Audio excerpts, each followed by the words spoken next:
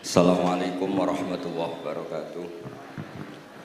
Bismillahirrahmanirrahim. Alhamdulillahirabbil alamin. Wassalatu wassalamu ala asyrofil mursalin sayyidina Maulana Muhammadin wa ala alihi washabihi ajmain amma ba'du. Ingkang pertama matur nuwun angsal gelar Gus Kiai. Dados pun sempurna niki. Nggih, teng ngarsa para keluarga besar Mbah Munawir, keluarga besar Mbah Limakmum, sedanten mawon ingkang kula hormati. Ugi alumni-alumni senior wonten Mbah Mus, Mbah Idris, sedanten keluarga ingkang kula hormati. Wau Mbah Mus cerita mergi menangi Mbah Limaksum. Kula sesuai kontrak baca kitab karangan Mbah Limaksum. Kula pernah digojlok seorang wartawan. Kados ceritane Mbah Mus wau. Saking menyatunya fikih dengan perilaku niku maling mawon bermadhab. Dados wedhus niku nak teng jaba iku ilang, tapi nak babi iku mboten. Mergi maling niku ngerti nak babi iku haram, wedhus niku halal. Pas penjaraan teng Jakarta nggih ngoten, wonten tiyang jarah babi. Jangan ini haram, kambing saja. Jadi saking menyatune pendidikan Islam niku maling mawon tesih gadah madhab. Dinak nyolong niku wedhus mergi halal, ampun nyolong napa? Babi. Niku kisah nyata, kula nate dolan teng daerah mriki. Kenapa ini di luar kalau itu di dalam? Oh, kalau ini di luar enggak ada yang nyolong, Gus. Tapi kalau di mergo sing teng jaba niku babi, sing teng jero wedhus. Mergo jare malinge tesih bermadhab. Terus memang cerita-cerita seperti itu kathah mboten sekedar anekdot. Sementing kula badhe crita tentang dzurriyyah-dzurriyyahipun Mbah Limaksum wonten sing nom-nom lah sing kula wani ngandhani wonten Mas Hilmi, wonten Mas Zaki, wonten sedanten Mas Afif. Kenapa kitab itu harus dibukukan, harus didokumentasi, dan kenapa Mbah Limaksum menulis Hujjatu Ahli Sunnah wal Jamaah? Kula boten niat pamer, kula niki nggih pembaca Al-Ibris, pembaca Al-Iqlil, pembaca risalahnya Mbah Limaksum Hujjatu Ahli Sunnah wal Jamaah. Saya juga baca buku-buku karangan orang-orang dulu, terutama tiang Indonesia. Karena Mbah Mun sering pesen wa ma arsalna mir rasulin illa bilisani qaumi. Jadi orang itu jadi rasul itu pasti dengan gaya atau budaya masyarakatnya. Termasuk wong desa niku hormat tamu. Nah ning kota niku bentuk hormatnya beda. Mulane wonten kiai desa muni fal yukrim jarahu iku nak ketemu tangga takok, nak ora takok sombong. Nak kiai kota walian, nak ketemu tangga aja takok, iku ganggu privasine wong. Dados makna ikram tetep tapi implementasinya bilisani qaumi. Orang kota itu kalau sering ditanya itu mesti protes karena privasinya terganggu. Tapi kalau di kampung itu suka ditanya karena itu dianggap keramahan. Makanya kula niku termasuk orang yang jarang bertamu. Mergi kula gadah trauma kalian kakakipun Gus Zofur Gus Kamil. Beliau berkeyakinan silaturahim itu sae. Dolani alumni. Bareng didolani assalamualaikum matur nuwun Gus rawuh. Niku alumni niku ilang, awan-awan Mas. Mergo kepengin hormat nyembelih ayam, ayame jek dolanan. Pitik itu teng desa kan pacare kuwathah, golekane angel. Bar salam niku ilang sampai sak jam. Bali runtusen, pitike mboten kecekel. Akhirnya ngapunten Gus mboten saged hormat, ngapunten mboten saged hormat. Itu bukti bahwa implementasi syariat Rasulullah itu juga harus dipikir. Ojo pepe seneng silaturahim, santri alumni melarat kerja teng pabrik jam 09.00 didolani. Akhirnya mikir, sitok kiaiku, sitok bosku. Nak hormat kiaiku diamuk bosku, nak hormat bosku gak hormat kiaiku. Hal-hal seperti ini kemudian melahirkan satu kearifan setiap kiai di era masing-masing. Terus kula mboten berargumentasi membela diri niku mboten, tapi memang bapak kula kesaksiane Mbah Mus, beliau teman bapak kula niku seneng silaturahim. Terian bapak nggih sering dawuh teng kula. Sok kowe ya ora kaya aku. Mbah Mun nggih sering dawuh teng kula, kowe ya aja kaya aku, wong beda zaman. Karena tadi dolan ning santri sing mboten enten, assalamualaikum terus ilang ngejar pitik awan-awan. Pitike nggih macam-macam kegiatane pitik. Intine mboten kecekel. Kemudian niki teng kanca-kanca teng adik-adik sing hafidz sing hamalatil Quran. Kula pesen belajar niku nggih, belajar sisi belajar itu harus cari sisi ekstrimnya. Kalau bolak-balik matur di berbagai kesempatan. Wow, kekhawatiran Mbah Mus kalau ada orang hanya kembali ke Quran itu memang bahaya sekali. Bayangkan kalau ada orang misalnya hanya mengharamkan al-jam'u bainal ukhtain, karena itu yang disebut Quran wa antasma'u bainal ukhtain. Jadi yang haram itu menikahi kakak dan adiknya, adik dan kakaknya sekaligus. Di situ tidak ada penjelasan perempuan dan budenya, perempuan dan mbahnya. Kemudian zaman Nabi Sugeng hanya ditambahi wala binal mar'ati wa ammatiha, wala binal mar'ati wa kholatiha. Dan tidak boleh menikahi perempuan plus buliknya atau budenya. Nabi sempat melarang.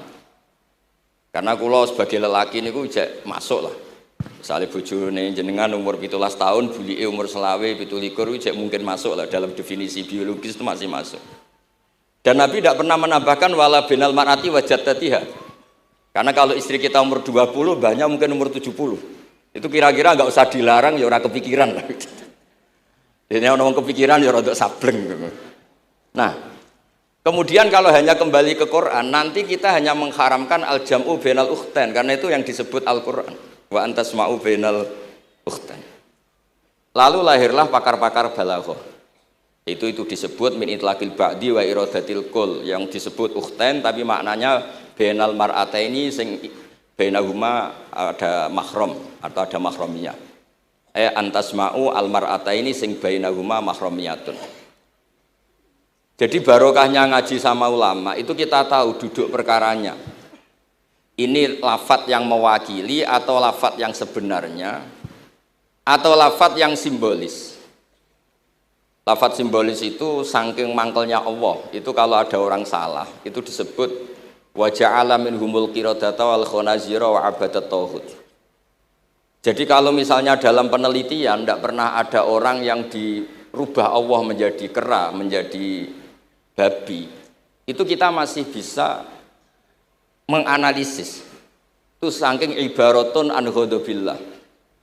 Atau diistilahkan balaghah, ini tasbih yang balik sehingga ada itu tasbih dibuang. Jadi kalau orang Arab senang seseorang masih bilang Zaidun kal bakhri. Tapi kalau senang banget bilang Zaidun bakhrun. Kalau gantengnya belum ganteng banget masih dibilang Zaidun kal badri. Tapi kalau sudah ganteng banget kayak Rasulullah SAW disebut anta samsun anta badrun. Kaf taswihnya dibuang dan itu ablaq lebih balik. Jadi PR kita sebagai ahli Quran ini adik-adik itu tidak selesai. Utamanya ya implementasi keseharian kita sebagai panutan lah, kalau boleh GR sebagai panutan. Kulo niku teng Narukan nggih tiyang jangkar kulo nggih kathah, karena ya saya ada pernah Pak D Pak Ali. Kulo nggih tiap hari nggih teng Tegal nggih, malam pun terencanakan ambek uzlah dadi kulo niki pun matur Gus Afif. Niki kontrak kulo pun bar kitabe Bali ben diwaca putu-putune kok enak ngongkon wong liya terus. Terus ngengken tiyang ngeten iki yo rodok masalah saja. Jadi kitabe bae diwaca putune. Dulu itu biasa.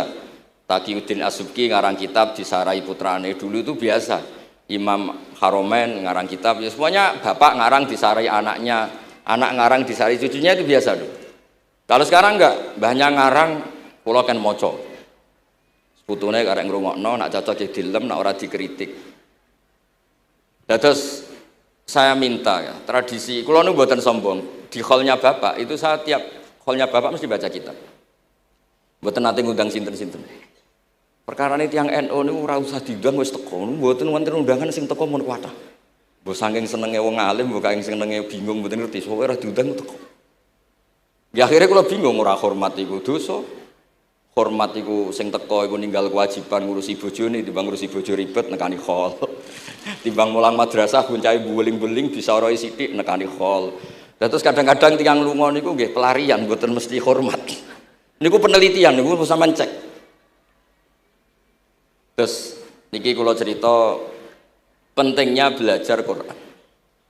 Kemudian tradisi kita termasuk tradisi Bali Mbah Munawir. Kula tahu banyak lah tentang cerita Mbah Munawir karena nggih bapak saya itu hafal Quran, mbah saya hafal Quran dan diantara sanadnya pasti lewat Mbah Munawir. Quran di Indonesia itu kalau nggak lewat Mbah Munawir diantaranya lewat Kiai Said Sampang. Sekarang sudah generasi ketiga kalau nggak keempat yang sekarang kalau nggak salah Kiai Rafiq bin Mansur bin Kiai Said. Dan di keluarga kula nggih keluarga Lasem sama keluarga Damaran di Kudus. Dulu itu di antara keagungan Quran itu keahliannya ulama memberi penjelasan. Sebab itu disebut wal kitabil mubin, punya kemampuan mencerahkan. Kalau memberi analogi, kalau kita belajar Ihya, itu hal yang tidak masuk akal itu menjadi masuk akal. Misalnya begini, orang itu kalau dirasani itu harusnya seneng karena itu app kamu dibuka dan kamu menjadi tahu. Lau akhbaroka mukhbirun bi anna fi jubbatika akroban aw hayatan akun tataskuruhu. Kalau ada orang memberitahu saya bahwa di baju kamu ada kalajengking atau ada ular berbisa, kira-kira saya matur nuwun apa enggak? Harusnya matur nuwun karena itu bahaya sekali kalau ada di tubuh saya. Harusnya ketika orang itu dikritik dengan kesalahan yang nyata, bukan fitnah, kesalahan yang nyata. Kesalahan Anda itu lebih mudirrah fi dunyaka wa akhiratik. Kesalahan Anda itu bahaya sekali di dunia dan akhirat. Sekarang kamu menjadi tahu karena dikasih tahu. Harusnya matur nuwun sama yang ngasih tahu. Kama anna huzati lau akhbaroka mukhbirun fi anna fi jubbatika hayatan aproban akun tataskuru. Pasti kita terima kasih. Tapi kita sebagai hafid Quran kalau disuruh belajar fikih, wong aku mondok kon ngapal kok belajar fikih. Kadang-kadang malah saking kaconya itu, aku wong Quran, iku wong kitab. Memangnya kitab jubuk kondi nak boten nggih Quran. Jadi masalah-masalah yang saya sering dikelui beberapa kiai termasuk Gus Kafabil Lirboyo pernah cerita, saking nggak pernah ngajinya, ada orang takut mutah karena hamil pas sholat ngunyah permen.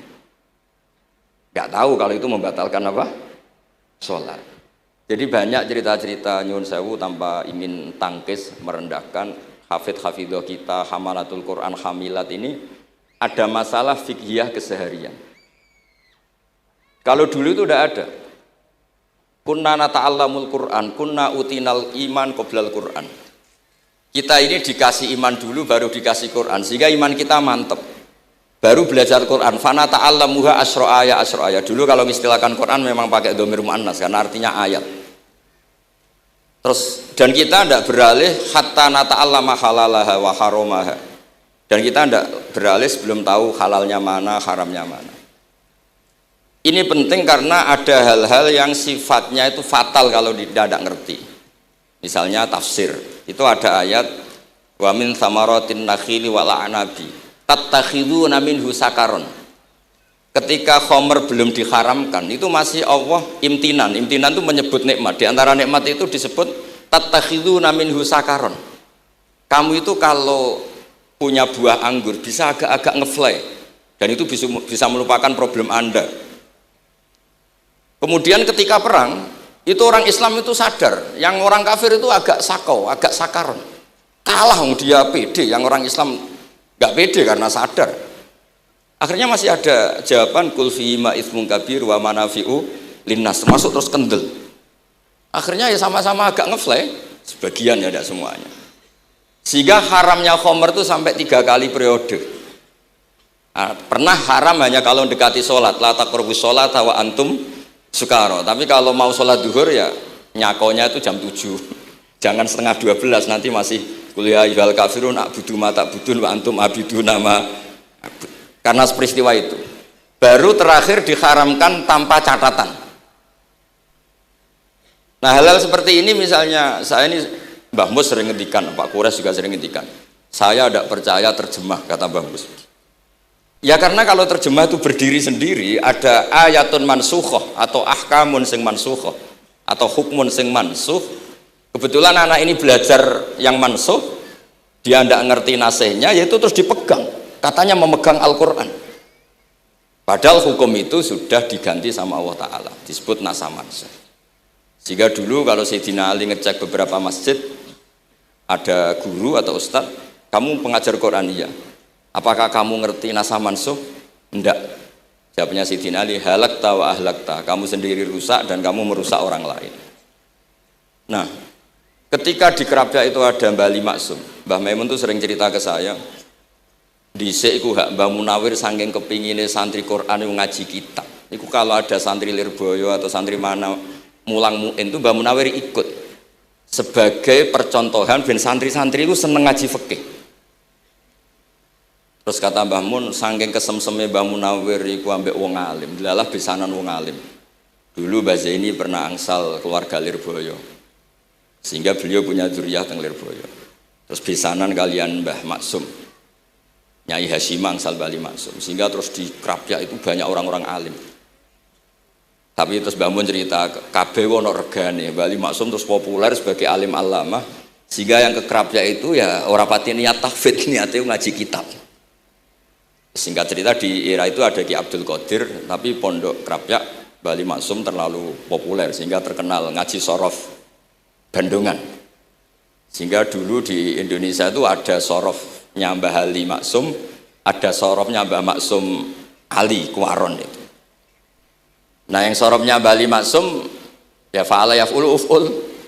Kalau sorof di Mbah Maksum Kuaron fa'ala yaf'ulu fi'lan.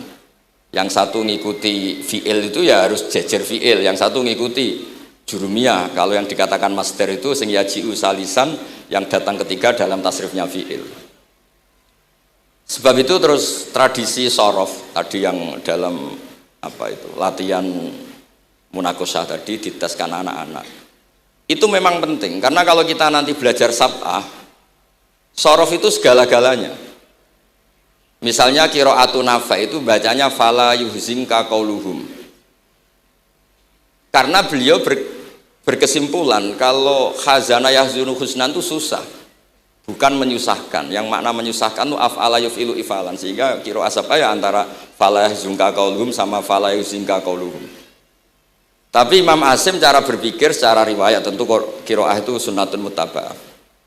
Banyak lafadz yang sudah seperti itu sudah mutaaddi, kayak kota layak tulu kotlan itu kota lahu, bukan akta lahu. Sehingga beliau menganggap khazana yahzunu sudah mutaaddi binafsih, jadi nggak perlu dibaca fala yuhzinka qauluhum, cukup dibaca fala yahzunka qauluhum. Dan saya berkali-kali matur teman-teman yang mengkaji Quran, kafa'ah yakfu'u kuf'an itu bacaannya Imam Nafi', karena memang yang maknanya mukafa'ah itu mahmuslam. Tapi orang Quraisy itu nggak suka hamzah, sehingga ditakhfif menjadi kafa'ah yakfa'u kufuan, meskipun mereka tahu kalau itu mahmuslam. Nah Imam Asim di beberapa bentuk fi'il itu masih memahmuskan, misalnya Allahu yastahzi'u bihim, di isim fa'il juga mustahzi'un. Tapi kalau masdar beliau bacanya huzuan, kufuan. Padahal di fi'ilnya bukan nabiun, tapi nabi ibadi anni anal ghafurur rahim.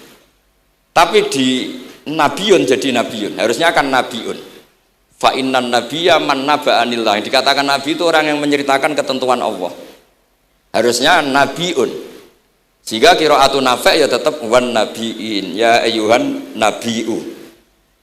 Nah, berkahnya Mbah Munawir orang terus menjadi tahu qiraat sab'ah.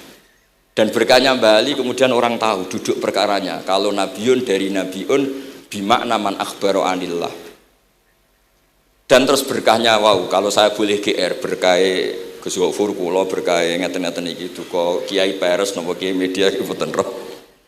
Berkah ini terus kula ngomong terus. Saya tidak khawatir salah, bukan karena saya maksum ndak.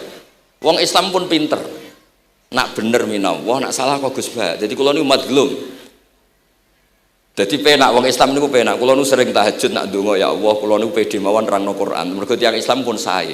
Nak bener jare jenengan, nak salah kula. Lah nak kula sing salah nggih sederhana mawon. Kula abdun, kula kawula, kula nak ndonga nggih Rabbana dzalamna anfusana. Sebelum disalahkan orang juga saya sudah merasa salah.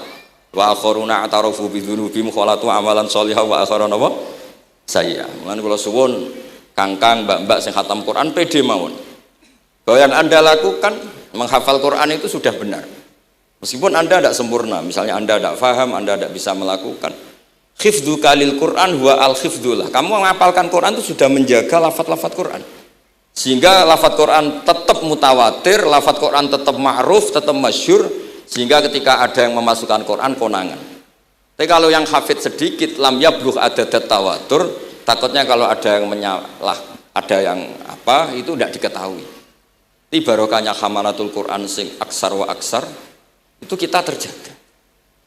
Nah, itu yang dimaksud Mbah Mus, Quran itu harus jadi budaya. Ning desa iku wong ra salat lah. dengar ada warung ayamnya tiren nggak disembelih itu tidak mau makan, haram. Padahal dia ini rasolat itu lebih dari haram. Tapi tetap nggak mau makan ayam tiren. Nggak sholat disuruh makan babi ya nggak mau, haram. Sampai tadi yang nyolong saja milih wedus bukan melkeng babi, karena babi itu haram. Jadi saya pernah digojlok sama wartawan, Pak Bahak, wah fikih Indonesia itu hebat, sampai maling saja masih pakai fikih itu. Jadi kalau nyolong itu milih yang halal bukan yang haram. Pun itu bentuk hormat kula teng keluarga Mbah Ali, bentuk hormat kula teng Mbah Mus teng sedanten keluarga niki kula badhe maos kitabipun Mbah Ali. Kula pancen pengagum kitab-kitab yang dikarang orang Indonesia. Mereka kita anggap niku lebih aplikatif lah, karena dikarang orang yang trauma dengan Indonesia. Kemudian setelah trauma ingin membenahi Indonesia. Misalnya jenengan ngertos sesajen, mbok haramno iku tradisi, mbok barno iku sawangane kok dekati sirik ning pinggir wit gede. Akhirnya dimodifikasi wis mangan-mangan kumpul-kumpul tapi tahlilan. Lah masuk tahlilan la ilaha illallah barani kalimatu syirkin. La ilaha illallah itu kalimatu syirkin kalau dilafatkan di bawah pohon. Terus piye logikane ku piye? Kalau bolak-balik matur. Hadhil kalimah sara bihal kafiru mu'minan. Fa kaifa saral mu'minu kafiran juga bihadhil kalimah, itu logikanya enggak ketemu. Orang yang kafir puluhan tahun saja sekali melafatkan la ilaha illallah Muhammadur Rasulullah, qul lil ladzina kafaru iyantahu yufar lahum ma qad salam. Selesai, sara mu'minan. Bihadhil kalimah. Kemudian kalimah yang sama ketika kita baca dianggap kita ini kafir juga bihadhil kalimah. Akhirnya dengan modifikasi khas Indonesia, kearifan Indonesia, tetap sesajen tapi tahlilan. Tetap melakukan hal-hal Jawa tapi dimodifikasi menjadi Islami. Kalau kita misalnya orang modern nggak ingin mengganggu orang lain yang kita tamui, gampang dalilnya. Ada ayat la tadkhulu buyutan ghaira buyutikum. Kamu jangan sowan ke orang lain atau dolan ke orang lain. Hatta tastanisu. Ukurannya bukan salam dulu, bukan hatta tusallimu, hatta tastanisu. Jika kamu merasa nyaman, kamu bisa ngukur tingkat akrab kamu. Kamu bisa ngukur jamnya orang itu. Kamu bisa ngukur kebutuhan orang itu. Butuh saya ndak? Kenapa mertamu pengen kayak duit bebas jam? Atau kamu orang cantik yang kamu tamoni sing seneng kue bebas jam? Tapi aku apa nagih hutang, mertamu orang yang kamu tagih itu mesti kamu dianggap problem. Atau mertamu orang yang nggak akrab di jam istirahat, tentu kita dianggap problem. Makanya ukurannya Quran tuh hatta tastanisu, kamu merasa nyaman. Istiqnas itu nyaman, enjoy. Kayak saya dolan di Gosofur kan akrab mulai kecil teman saya. Mungkin bisa ngabaikan jam. Tapi kalau saya dolan di kiai yang nggak kenal saya, mungkin kedatangan saya dianggap problem karena di jam tertentu. Saya harus mikir, kayak apa hebatnya Quran ketika bikin aturan la tadkhulu buyutan ghaira buyutikum hatta tastanisu. Setelah nyaman nggak apa-apa waktu salimu, jangan salam dulu. Istiqnasnya nggak kena, salamnya geger. Akhirnya banyak kiai keselak. Assalamualaikum pas makan, nggak dijawab. Assalamualaikum. Nah hal-hal seperti itu harus santri-santri ini kalau niat ngandani lari-lari, bukan niat ngandani kiai-kiai, harus waqafil qalb, harus warrasikhuna fil ilm. Tahu betul kualitas hatta tastanisu. Kamu itu merasa nyaman istiqnas. Kemudian rasa nyaman ukurannya apa ya? La dororo wala diror. Kamu tidak ganggu diri kamu sendiri, juga gak mengganggu orang lain. Sehingga setelah itu semua baru watu salimu ala ahliya. Nah andai kan kita, ya tadi Dawe Mbah Mus, kita semua sudah seperti itu. Kalau bertamu di orang ya kita ngukur tingkat akrab kita, tingkat dibutuhnya kita. Sehingga di tradisi NU itu ya dolan kiai pendak diundang karena itu pasti diinginkan. Wong kula nate diceritani pernah misanani Mbah Mun. Kula nate Gus ditiliki Mbah Mun mboten seneng. Kena apa? Beliau pas khutbah Mbah Mun rawuh delalah Mbah Mun jarak salat ning saf awal. Bar niku tiyange meruntus meriang. Karena khotib tuh harus naik ke mimbar kudu ngandani takwa usikum wa nafsi takwa. Teng isore niku Mbah Mun. Walhasil terus loro terus wan yai. Mbah, nak dolan nggih dikira-kira, ampun pas Jumatan. Semenjak niku Mbah Mun Mbah Sahal niku nak Jumatan teng mburi. Mbah Sahal niku kalau Jumatan itu sudah komat gelar, beliau keluar dari mobil serenane niku. Miyos terus salat terus kundur. Kalau dulu ya janggal iki wong alim alama nak salat kok mburi. Ternyata itu enggak ingin jadi problem bagi khotib. Jenengan iso bayangno khutbah teng ngarepe Mbah Mus, terus kula munggah ngeten nyekel tongkat, usikum wa nafsi fi taqwa. Terus apa ya? Akhirnya terus kula niku kan jare wong akeh, mboten tenan Bu. Jare wong akeh rada iso ngaji. Kula nek Jumatan niku guri gara-gara diceritani niku. Ternyata khotibe ge cerita kula, matur nuwun Gus, pokoke nek pas Jumatan aja ketok. Dianggap musibah, kedatangan kula itu dianggap musibah. Nah, hal seperti itu ya ukurannya gampang, kata napa? Tastanis. Pun niki kula maos terakhir niki, Pak niki Gus Ilmi, Gus niku sing Gus Hafiz pokoke sing waris-waris niki. Niki cerita kemarahanipun Mbah Ali Maksum ngadepi firqah-firqah kelompok-kelompok sing mboten jelas nih. Oleh ngendikan niku kula masih ingat karena saya khatam kitab ini itu 2 kali. Nggih khatam tenan maksudnya kula sinaoni terus padanan dalil yang beliau sebut tak cari sampai ketemu, bener-bener kula cari, ya saya ulang lagi, dalil padannya kula cari, terus emosi-emosi beliau juga tak tulis, karena beliau diantara yang diceritakan itu sampai ngendikan, wahal bi jununun, kata beliau, apa saya ini sudah gila, ketika saya fatwa, misalnya orang nggak boleh ziarah Rasulullah SAW. Itu artinya menghalangi orang ketemu nabinya. Makanya bener Mbah Mus tadi, ada orang tuh debat, wiridan itu sunat ta ora? Dalile piye? Terus ada orang yang provokasi gini, kamu dikatakan bid'ah setelah sholat gak wiridan, kowe iku ben ora nyebut Allah. Terus kepikiran matur kula, wis Agus bar sholat itu pokoknya aku wiridan, cek bid'ah cek ora, wong kok ora oleh eling Allah. Wis gak usah dalil-dalilan. Jadi pertama diprovokasi, wiridan model ngono iku ora ono sanate, ora ono hadise. Singkat cerita orang ini meninggalkan wiridan. Terus ketemu orang NU yang kebetulan rapati iso ngaji tapi pinter logika. Kowe ora tau wiridan saiki nek bar salat, ora tau, enggak ada hadisnya gini-gini. Kowe iku dibodoni, ben kowe iku ora tau nyebut Allah, ora eling Allah. Muring-muring tiang niku. Akhire anggar bar salat wiridan. Mboten dalil-dalilan cara Mbah Mus, mboten dalil-dalilan. Lah niki nah cara Mbah Maksum istilahno betapa kaconya orang sing yahulu bainahu wa baina nabi, memisahkan orang itu dengan nabinya Muhammad sallallahu alaihi wasallam. Kata Mbah Ali, walazima kadzalik ayyakuna ulamaul Islam min awali hadil ummah ilal yaumi fi khata'in azim haitsu annahum ya'taqiduna fi kutubihim ad-diniyah al-abwab wal fusul yadhkuruna fiha ziyaratahu sallallahu alaihi wasallam. Kata beliau, wa inni bima ahmidu min laqabi kiai amuru wa usaddidu fil amri kullu mu'minin ayasudda rahlahu tariklahu ila ziyarati. Jadi beliau sendiri di sini juga, dan saya atas nama sudah diberi gelar kiai memberi fatwa begini. Jadi di kitab Sajaratul Ma'arif itu ada babu dzikri rajul manaqiba nafsi. Orang itu kadang harus sombong menyebut kelebihannya sendiri. Kayak Nabi Yusuf ngendikan inni hafizun alim. Nabi Sulaiman juga ngendikan wa utina min kulli syai'. Itu bukan sombong, tapi cara beliau untuk memaklumatkan. Saya belum pernah merasa ahli tafsir. Tapi kan kita khawatir kalau ada tafsir yang cara Mbah Mus tadi kiai produk sendiri. Akhirnya kalau mau coba tafsir, saya pernah ngaji Mbah Maimun, ngaji Bapak. Saya baca kitab Al-Ibris, baca Al-Iqlil, baca terjemah Kemenak, baca terjemahnya Pak Kures, baca terjemahnya Imam Sa'rawi. Baca banyak lah yang saya baca, termasuk membaca kitab-kitab dulu mulai tafsir Tobari, tafsir apa saja yang saya bisa tak baca. Bukan karena saya merasa tahu enggak, tapi kayak apa umat ini kalau dapat ilmu dari orang yang tidak kredibel. Kalau misalnya itu sombong, nah sekarang dokter gigi juga nulis, dokter gigi, dokter jantung, itu kalau enggak nulis ya enggak tahu kan barokahnya. Makanya kalau suwon santri-santri misalnya jenengan ahli takrib itu semua untuk rumah. Ahli takrib medium. Spesial bab ibadah kan. Nanti yang enggak pati pinter ya spesial mandi junub, enggak apa-apa. Yang penting orang tahu kamu keahliannya di mana. Daripada kamu enggak memaklumatkan, kemudian ada orang lain yang enggak pernah ngaji memaklumatkan seakan-akan paling tahu Islam. Terus menjadi mahatus soal, menjadi marhalur rijal. Kayak apa? Islam mau dikemanakan?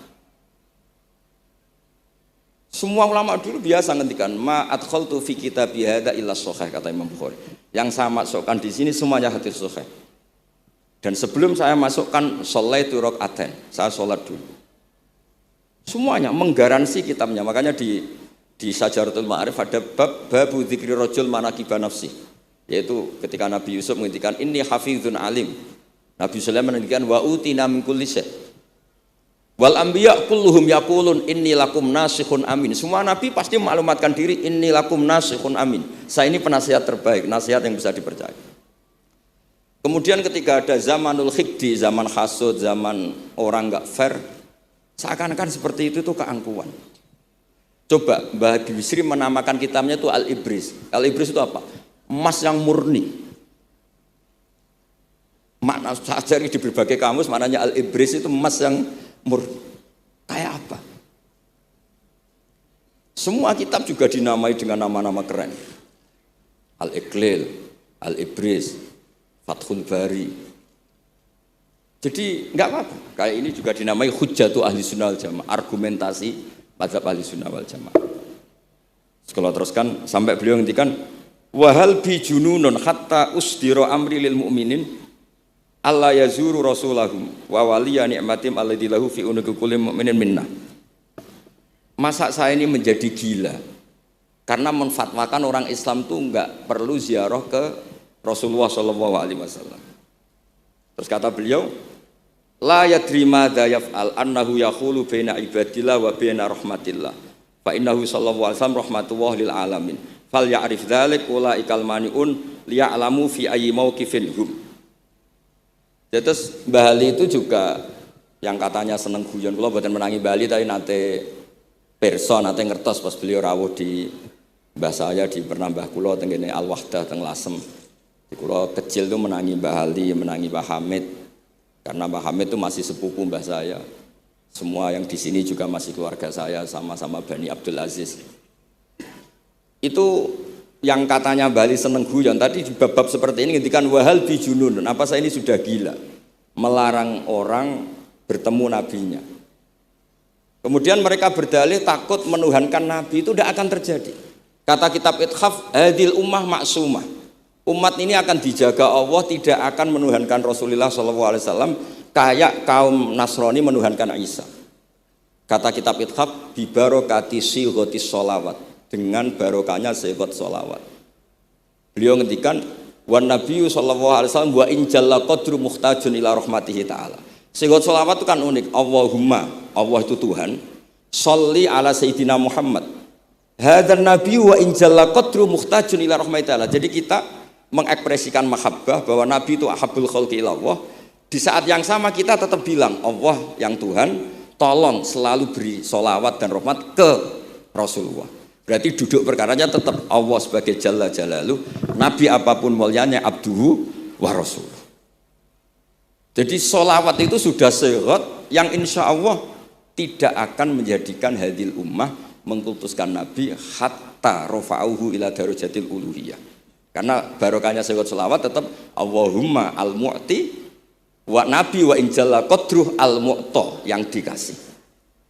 Jadi hadis sehat itu sudah siwatul tauhid, siwatul mahabbah, siwatul alaqah baini wa baina Rasulillah sallallahu alaihi wasallam. Kayak apa hadil ummah? Ya tapi tadi bener dawe Mbah Mus. Nerangno ngene iki bagiane kiai ning desa rasa diterangno wis sholawatan. Jadi kepenak rasa dalil-dalilan wis sholawatan. Tapi memang resiko gak ada yang menerangkan suatu saat kalau ada itsaratus syubuhat itu terus mereka bahaya. Makanya ada yang ngalahin nerangno sepatus ini masih terjaga. Terus niki kula nyuwun sanget, kula niku pancen bapaknya bapak saya. Bapak saya semane Mbah Nur Salim gadah bapak namanya Mbah Nur Samduko niku sepuhe niku seneng uzlah. Kula niku duka niat sepundi tapi memang mungkin faktor gen ya. Saya itu termasuk orang yang nyun sewu sekali terganggu kalau sering ada acara-acara malah nih mun wayahe lah niki mun wayahe Mas Afif, Gus Zaki napa Gus Ilmi mus wayahe nyai, wayahe ngaji mulang kitab mbah iki teng ngarepe wong akeh dadi nak salah izin. Ojo ngomong ngarepe santri keliru jari laduni benus. Sok repot. Terus niki mboten niat menapa ngoten mawon. Assalamualaikum warahmatullahi wabarakatuh.